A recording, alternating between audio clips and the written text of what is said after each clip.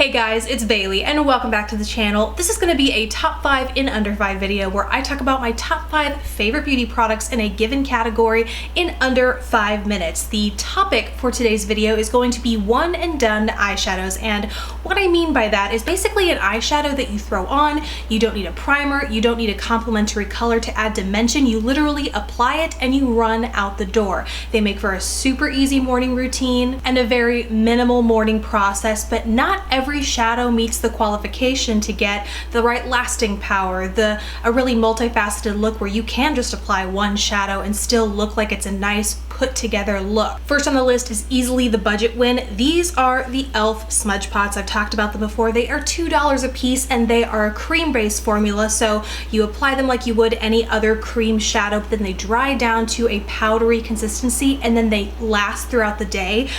There are some matte finishes within this line, but I do find that shimmery formulas like Cruise and Chic, which is probably one of my favorites, is shimmery enough to the point where it adds dimension to the eye look, but not so much so that it's really going to annoy people that don't like to have any shimmer in their eye look. A new shade that I would also recommend is Wine Not. This might not be for everyone on a daily basis, but it's this beautiful smoky plum shade that, like I said, has just enough shimmer to create some dimension, so when you apply it, that is literally all you need. Just buff it all over your lid and through the crease and you're good to go. Next up is budget friendly but a slightly different formula from the Elf. They are naturally the ColourPop shadows. So many of these, there are just so many finishes within this range, whether you want a completely matte shadow or you want a little bit of satin, some shimmer, or full on glitter, or even a duochrome overlay.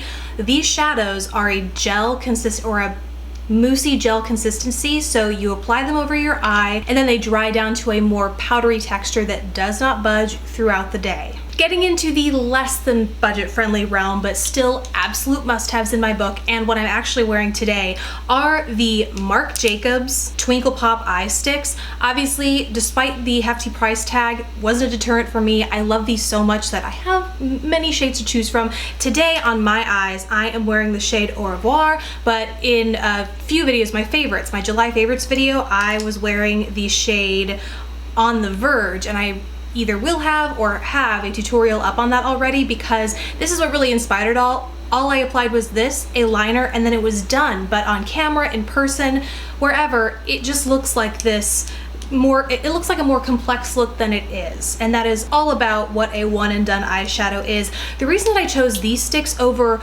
any other kind of stick is these are the only sticks I've tried that have a cooling sensation when you apply them, and I don't care what season it is, whether it's allergies or dry eyes in the winter, but my eyes in the morning have a tendency to just be kind of puffy, a little itchy, scratchy, and so it's really nice to have something that glides easily on the eyes. There isn't any tugging, and then it also has that cooling sensation as it's drying down, and then once it sets on me, it lasts all day. It does not crease, it doesn't fade. I had a review of these when I first got them like over a year ago on the blog, and you can actually see the before and after, beginning of the day to the end. They do not budge.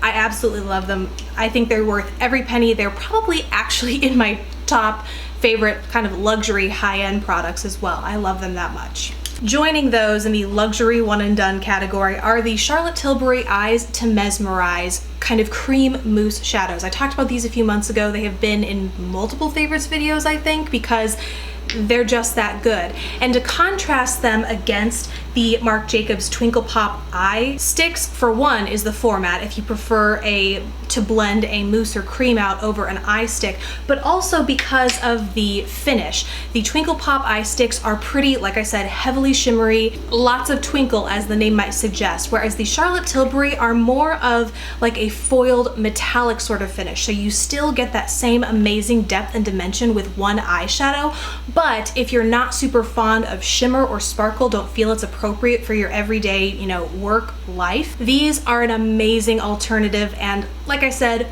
worth every penny. They are probably up there with the Marc Jacobs Twinkle Pop Eye Sticks in terms of all-time favorite luxury products. And then because I wanted to have an option for those of you who prefer a good old-fashioned powder eyeshadow, this is for you. These are the Makeup Forever shadows. They are, I think, $20 a piece, around there. But by comparison, this is a makeup geek shadow, so they are really reasonably sized for the price, and you can buy them in singles. That was another really hard thing to take into consideration when talking about powder eyeshadows. You can buy them individually, and across the board, these shadows are most consistent, I think, with pigmentation and lasting power. It's a little harder to get a powder eyeshadow that is multifaceted and you can apply without a primer and still get the same amount of pigmentation and smooth, even application without needing any extra blending shades. So this was by far the hardest choice to make, but I landed on the Makeup Forever shadows and I think they are totally worth it. So thank you guys so much for watching. I'm sure I went over 5 minutes as usual, but I tried my hardest, and that's that. I'd love to hear what your favorite one and done eye products are. Let me know in the comments below, and in the meantime, thank you guys so much for watching. Please don't forget to subscribe if you haven't already, and I will see you in my next video. Bye!